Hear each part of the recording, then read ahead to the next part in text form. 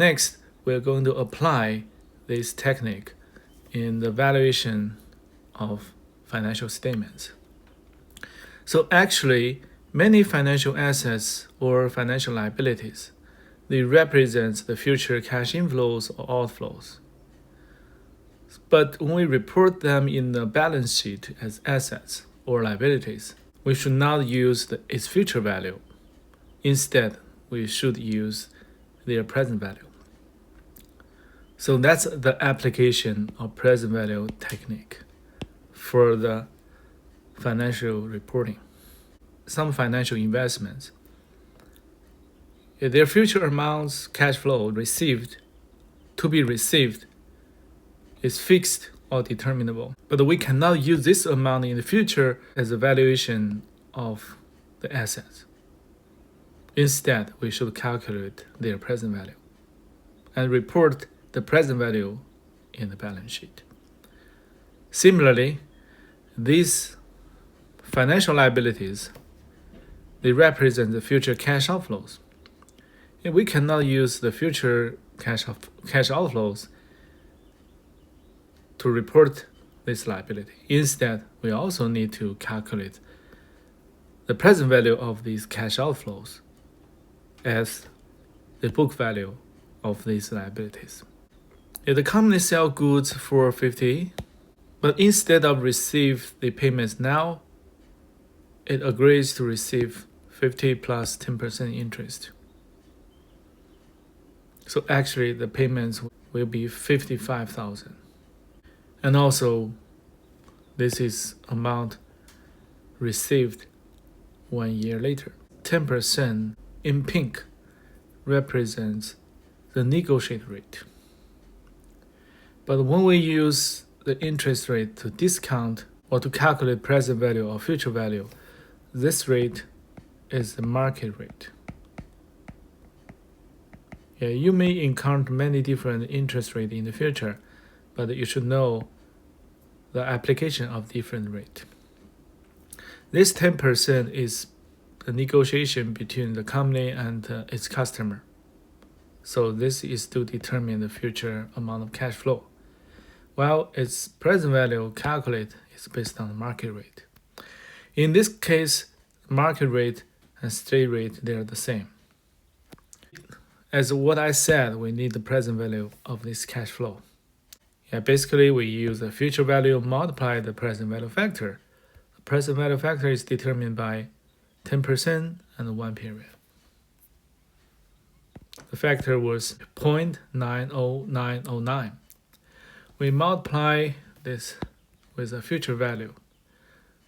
So the present value was $50,000. So this represents the book value of these assets. The company do not report 55, which was the future amount. We should report the present value.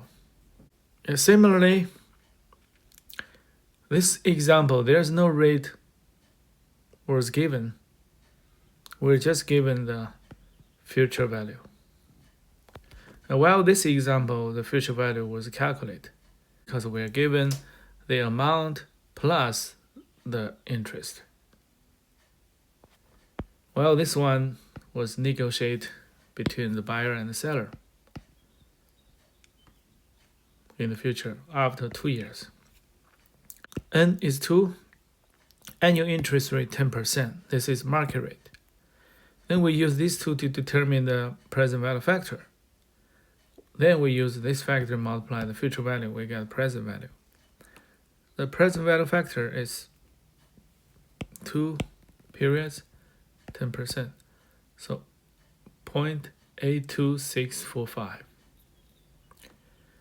So present value again, 50,000. This is application of time value of money in financial reporting. We basically calculate the present value of the future cash flows to determine the book value of these assets and liabilities. Given the required rate of return, we'll see the required rate of return it is equivalent to the discount rate, the rate we use to calculate the present value factor, or it is market rate.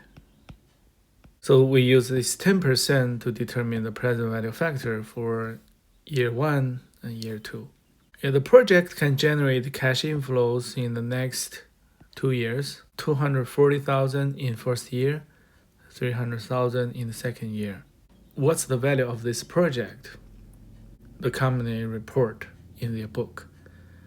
Yeah, basically we have the future payoffs or cash flows. We just multiply the corresponding present value factor. We can have the present value of these two cash flows.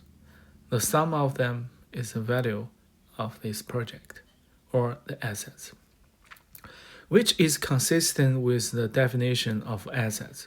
Basically, these are represents what I so-called future benefits. So since they are in the future, we should calculate its present value.